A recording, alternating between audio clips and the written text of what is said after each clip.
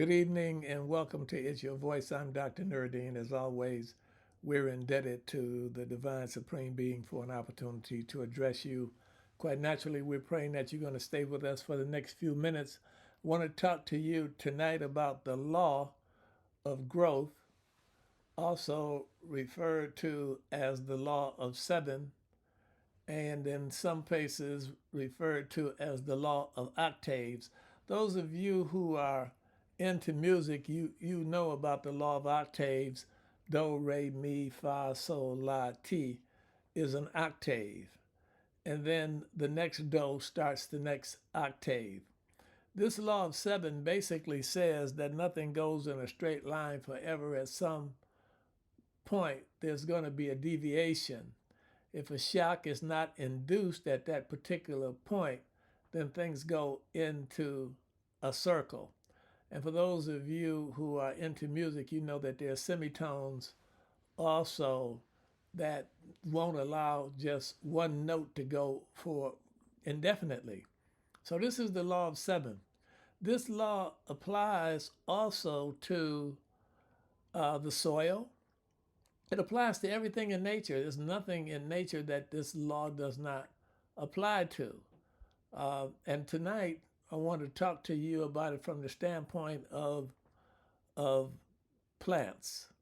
I want to talk to you from the standpoint of plants growing and also the mind of man. If we can get into it to show how this law is applicable not only in the soil that the farmer plants into, but it also applies to the mind of man that he plants ideas and concepts in. So the Quran talks to us, which is a book of guidance for Muslims and for people in general who want to study really Revelation, just as many of us study the Bible because we know that there's revelation there. But the Quran also has revelation there. And in the 71st chapter of the Quran, the 17th verse, it talks to man as growing as a plant. And basically, what it says, the English translation, and I will deal with the English translation here this evening, it says, and Allah has produced you from the earth growing like a plant. And this is Abdullah Yusuf Ali's translation. Let me at the outset, though, share something with you from Dr. William James. Dr. William James is a Harvard professor of psychology. In fact, in many areas, he's seen as the father of psychology in the West. But he made a statement that I think carries a lot of weight, particularly when we start to consider new ideas and concepts coming to us as man. He says, in accepting a new body of evidence, we do as least as possible to disturb our pre-existing stock of ideas. End of quote. Again, he says, in accepting a new body of evidence, we do as least as possible to disturb our pre-existing stock of ideas. What is he talking about?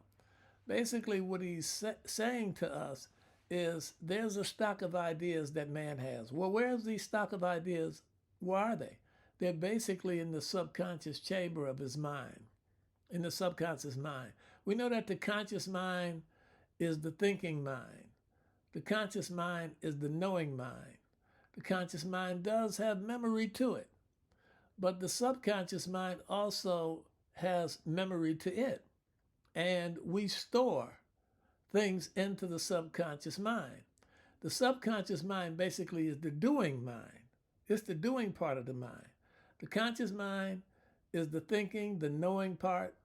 The subconscious part of the mind is the doing part of the mind. So unless you get things over from the conscious mind into the doing part of the mind, then the body really doesn't move.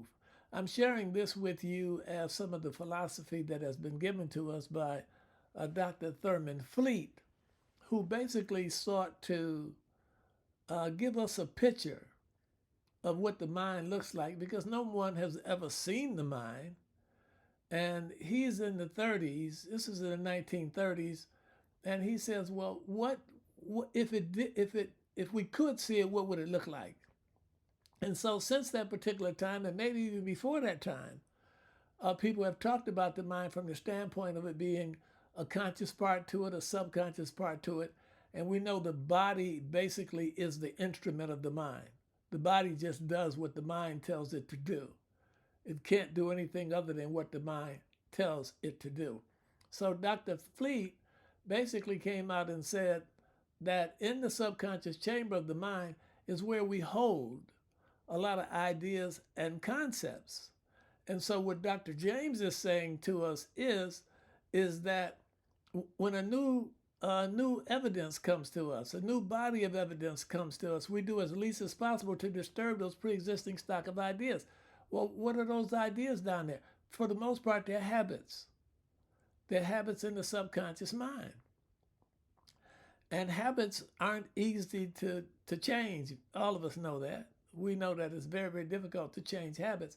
So anytime something new comes to us consciously and says, well, look, it's time for you to change, time for you to make some moves here, the subconscious mind may say, well, I'm not ready to change. I'm not ready to make any moves at all.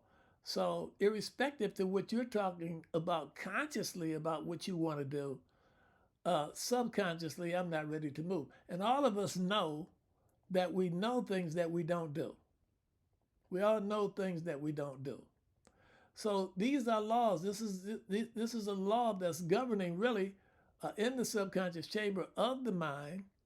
And so what we want to do here this evening is draw an analogy between the soil that the farmer plants in and the subconscious mind that you plant in, that you consciously plant in. When I say consciously, I'm talking about from the standpoint of your sense perception, your seeing, your smelling, your tasting, your touching, your hearing.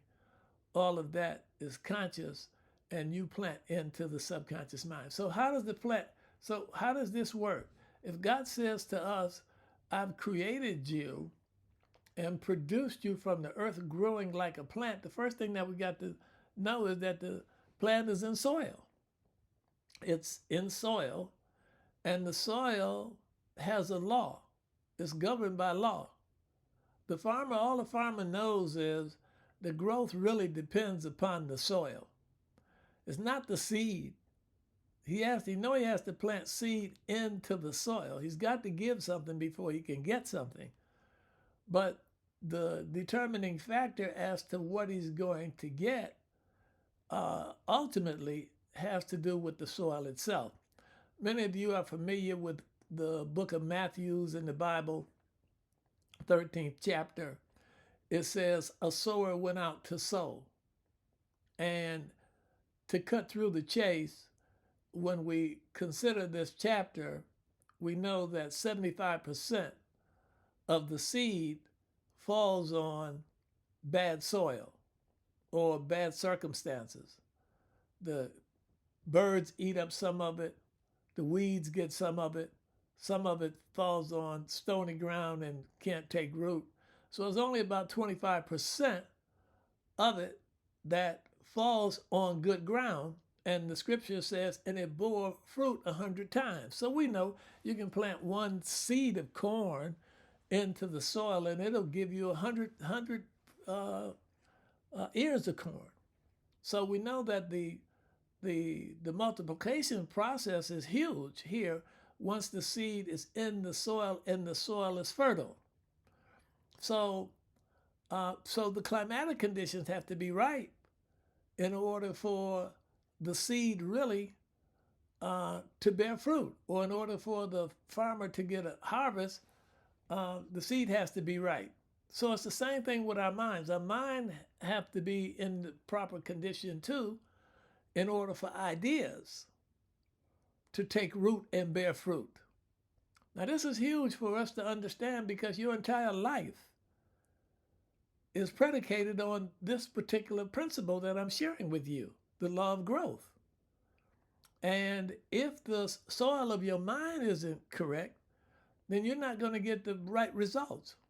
I mean, if your mind is heavy with doubt, heavy with fear, heavy with indecision, those type of ideas and concepts, then you're not going to produce too much in your life.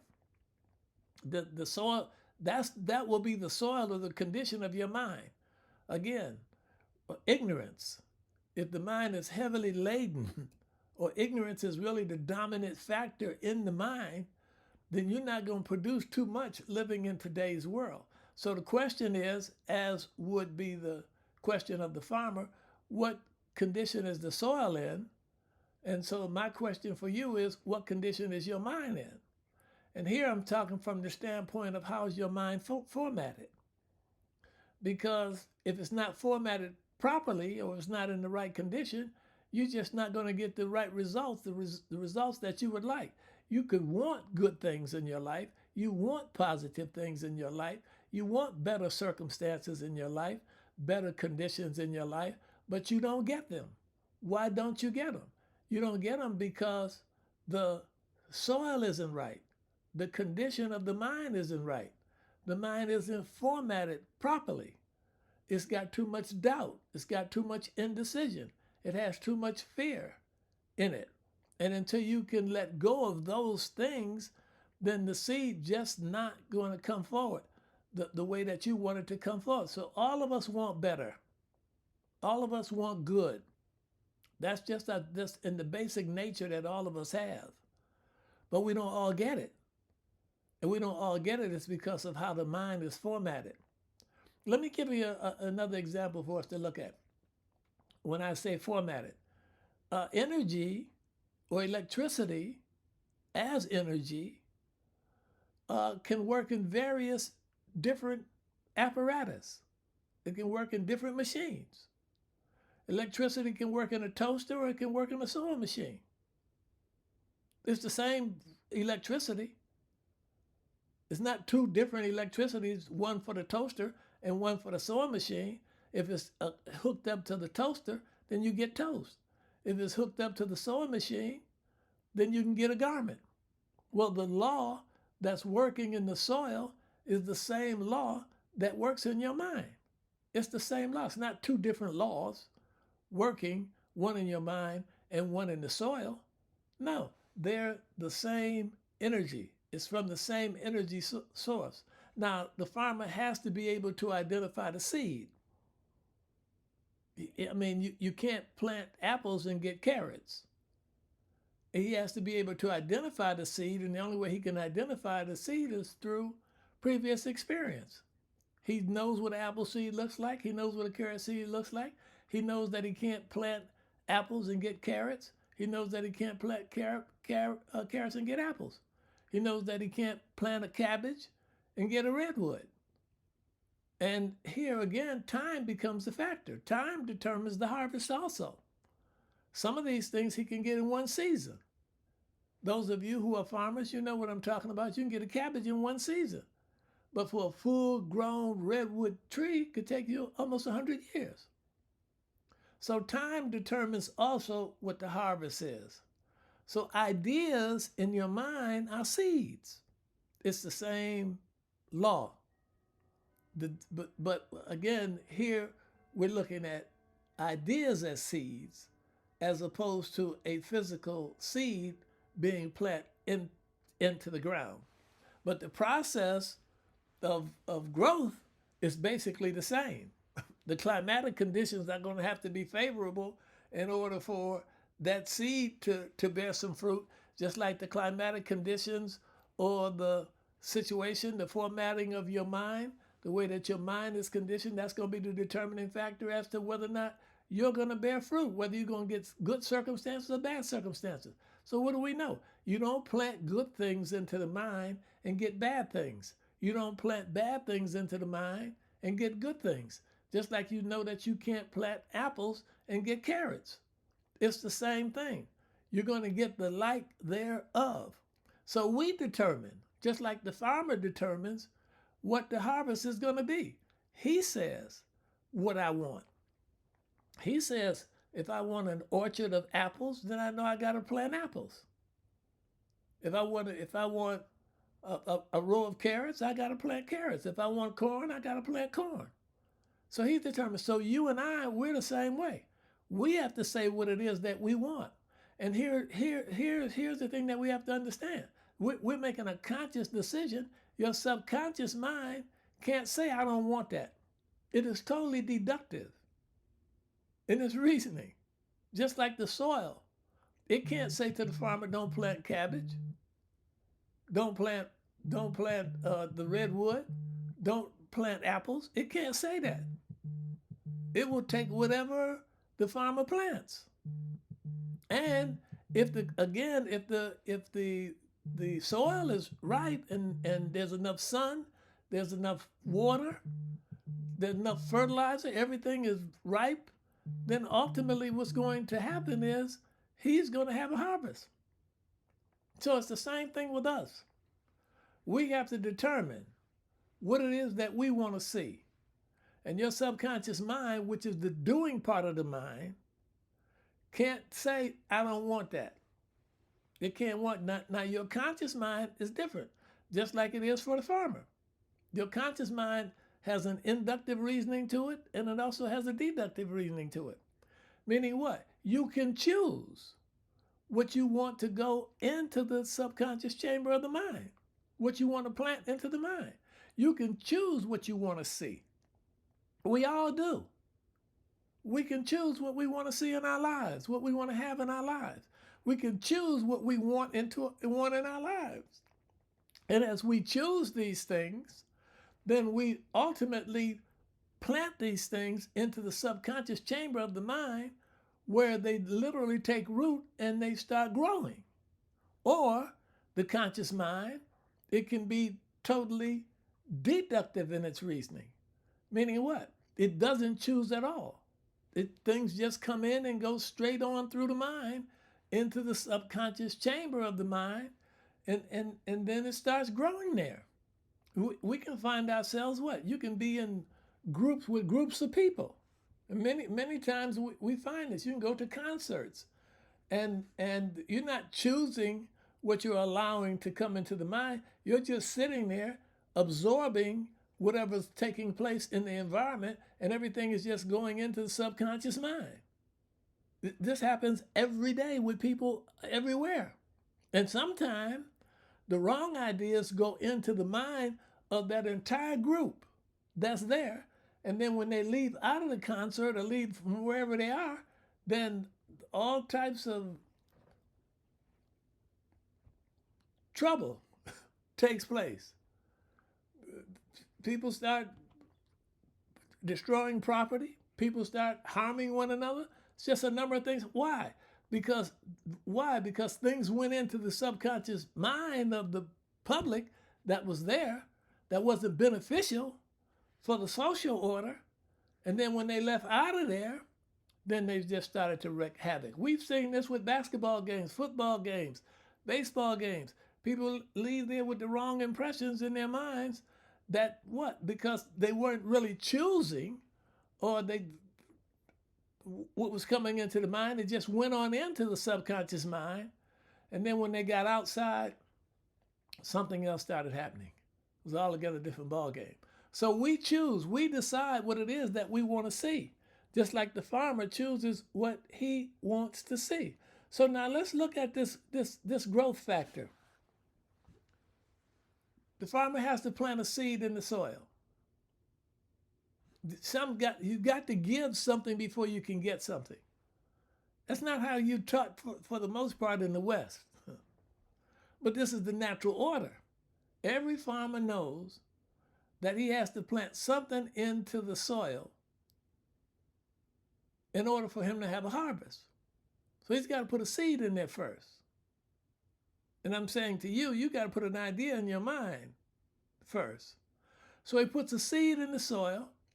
The seed dies to that form. It splits and it becomes a root. The root starts to grow vertically and horizontally.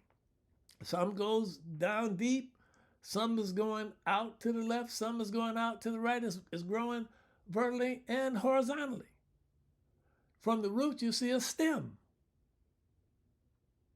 As the stem starts to grow, again, vertically, it breaks comes into the light of the sun. Then you start seeing branches. Branches starting to grow horizontally. After the branches, you see bud. After the bud, you see a leaf. After the leaf, you see a flower. After flower, you see fruit. That's the final production of that process of life, which has the abilities to start the whole process all over again because the seed is there. Now, let me ask you some questions here. Because this works with your life too. There's certain things that cannot happen before other things happen.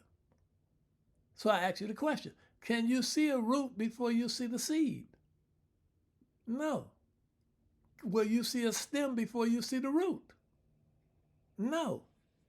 Will you see the branch before you see the stem, or the bud before the branch, or the leaf before the bud, or the flower before the leaf? No. So certain things cannot happen before other things happen. There's these are diverse stages of growth. It's the same way with your mind. There are certain things that have to happen in the mind before other things can happen. And the body just does not move unless the mind tells it what to do. It's not going to do anything other than what the mind tells it to do.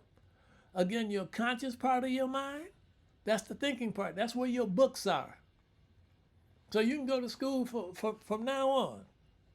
You can get an associate's degree, bachelor's degree, master's degree, PhD. You can get all of that in the conscious mind. And don't get it planted into the subconscious mind, and the life doesn't reflect the education of the person. We see this all the time. Person is totally unsuccessful based on all of the data and information and knowledge that they have accumulated throughout the years of study. Why is that? Because the soil isn't right. They're still ignorant to something. And all of us are ignorant to something, but they're still ignorant to something in terms of how the world works. So even though they pile up all of these books, they still can't make any progress in life. Sometimes you find them sitting down under the viaduct with PhDs, boiling coffee. They've lost their way. The soil isn't right. Too much doubt, too much indecision, too much fear. Fear, doubt, indecision leads to anxiety. Anxiety leads to depression. Depression leads to disease. Or depression leads to sickness, sickness leads to disease. And disease leads to death, ultimately. This is the process. How do you offset that? You can only offset it with knowledge, through study. You can only offset it through understanding. If you don't get understanding and the proper understanding, you don't make it. I don't care how much knowledge you get. You have to have the right understanding. Understanding leads to faith. Understanding leads to faith. Faith leads to well-being. Well-being leads to health, wealth, and happiness. Well-being leads to creation. And we already know that ignorance leads to disintegration. So this is the plane of polarity that we're on. One side of it is ignorance and the other side of it is knowledge. We choose. We have the choice as to which one we will literally allow to influence our lives. And this is a fact. So that same law that we're seeing working in the soil That same law works in your mind. And here's another thing for us to understand. The seed only attracts that which has a natural affinity with it. It only attracts what it has resonance with. It doesn't attract everything from the soil. You put the seed into the soil, the farmer puts the seed into the soil, even though it's touching the soil, there are certain things in the soil that the seed does not attract to it. It doesn't have a natural affinity with it, so it doesn't need it. So it leaves it there. Your ideas are the same way. You plant certain ideas into the mind, those ideas start to attract. From where? From the external world. They start attracting more ideas, more concepts of a similar type, or those ideas and concepts that have resonance or a natural affinity with. This is how the world works. This is the law of vibration. Every seed has a rate of vibration to it. There's a vibratory rate to every seed. There's a vibratory rate to every seed. And that rate of vibration has the power of attraction. And it attracts to itself what it needs in order for its growth. See, some of you saw the movie, The Secret. One of my mentors, Mr. Bob Proctor, who's gone now, he starred in that movie. And one of the things that Bob Proctor said, he says, it was a good movie. He says, but basically what it highlighted was the law of attraction. The law of attraction is a secondary law. The primary law is the law of vibration.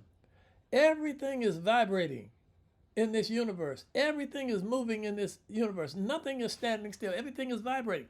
And as it vibrates, it attracts to it. It has a magnetic pull to it. And it's that magnetic pull that pulls everything that has resonance with it to it that causes it to grow. So the law of attraction, if you just acted the law of attraction, that's the secondary law. The first law is what vibration are you in? What kind of vibration do you have? If you don't have the right vibration, you're not going to attract the right things. This is factual. These are laws. These laws don't change. They're universal. They apply in the soil. They also apply in your life. And if you want to get the most out of this life, you need to understand these laws. This is the law of growth I'm talking to you about tonight. The law of growth, the law of seven, also referred to as the law of octaves. Nothing goes in a straight line forever. At some particular point, there's going to be a deviation. And things have a diverse factor in terms of growth, as I just showed you, from the seed on to the flower or on to the fruit. Certain things cannot happen in your life until other things happen. And you have to always be conscious of the fact that you live on the plane of polarity. You live on the plane of polarity, of opposites, up, down, in, out, ignorance, knowledge, black, white, dull, sharp. That's the plane of polarity. We live on that plane. And you can't escape the laws that govern on that plane. So if we understand this properly and we apply these laws as they should be applied, then you can pretty much get whatever you want out of life. You just have to know what it is that you want. The farmer gets what he wants. He decides what he wants. You have to decide what you want. And until you decide what you want, then the only thing that'll come out of your life for the most part is worthlessness and waste. Because we already know, the farmer already knows if he doesn't plant something in there, then weeds will grow. Something will grow out of there, but it'll be worthless. Depends on where it's at. Because if it's out at the seashore, if it's just sand, you're not going to get anything. But if it is a place where things can be planted and you don't plant anything, then weeds will come up. And the same thing with your mind. If you don't plant the right ideas, the right concepts into your mind, then something will grow. Why? Because the world is going to influence your mind. The world will deposit into your mind, into the subconscious chambers of your mind, what it wants in your mind. And what we're going to see reflected in your life is what's coming out of your mind. But not something that you determine what's coming out of your mind. Is what the world is determining. Most of us are functioning based on a paradigm. All of us are functioning based on paradigms. A paradigm is a body of habits that pretty much control pretty much everything that goes on in your life. And most of us, the paradigm that most of us have, we didn't create it. Our mothers created it. Our fathers created it. Our brothers and our sisters created it. It came out of the environment. When you were first born, your subconscious mind was just open to whatever was in the environment.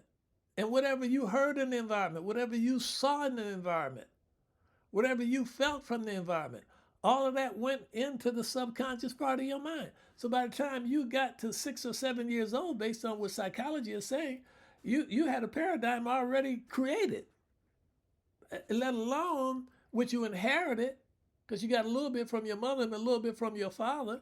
You inherited that. So that's also an influence in the life. But for the most part, the biggest part of the influence is coming from the environment. So let's stop and think about this. Most of us are living a life that somebody else created. You say, oh, mister, that's not true. Examine your life. Study it. Study your beliefs. Where you get your beliefs from? Where'd your religion come from? Where'd you get your religion? Where'd your religion come from? Where'd your science come from? Where'd your lifestyle come from? Your eating habits, where'd they come from? The foods that you like, where did they come from? They came from the environment. So that's most of us. Most of us haven't decided as time went on what life was going to be for us, the basic life was going to be for us. We're living based on somebody else's paradigm for us. But you can create your own. The choice is really up to you. Just as the farmer can determine what the crop is that he wants to see, you can determine the type of life that you want to see for yourself. It's been good talking to you this evening. I look forward to carrying on this subject matter with you as we move on into the future. You all have a healthy and pleasant evening. Peace be unto you. Assalamu alaikum. Ramadan Mubarak. I'm Dr. Nuruddin. You all have a healthy and pleasant evening.